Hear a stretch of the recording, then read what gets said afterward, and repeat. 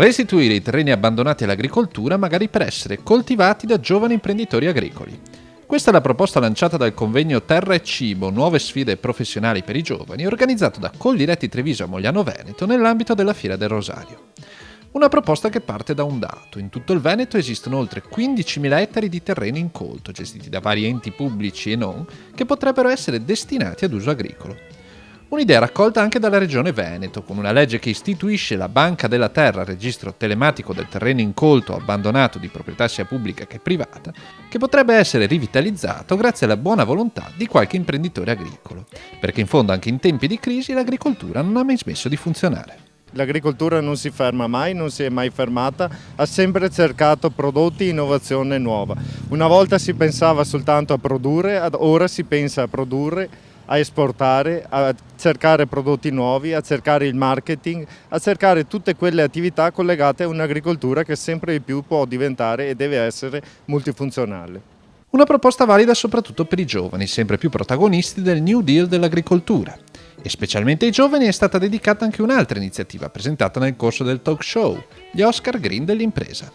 Questo è un premio che coinvolge direttamente giovani e solamente giovani fino ai 40 anni, ad aziende che hanno idee innovative, non solo, perché esistono anche premi a livello di filiera agricola corta, a non solo agricoltura, a fattorie sociali, quindi a tanti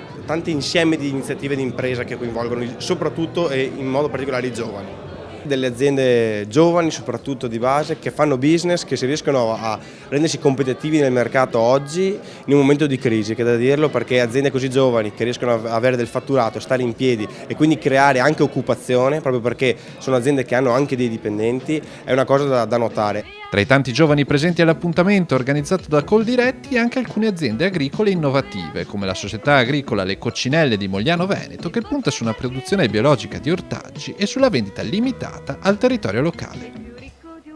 Non è vero che per forza la qualità non è riconosciuta chissà in che città del mondo, mentre magari il tuo stesso vicino di casa la può apprezzare benissimo e anzi si possono instaurare dei rapporti splendidi con la clientela, che diventa non solo una clientela consapevole di quello che acquista, ma ti chiede di fammi vedere come funziona, fammi vedere cosa c'è dietro. La crisi non è nient'altro che un cambiamento,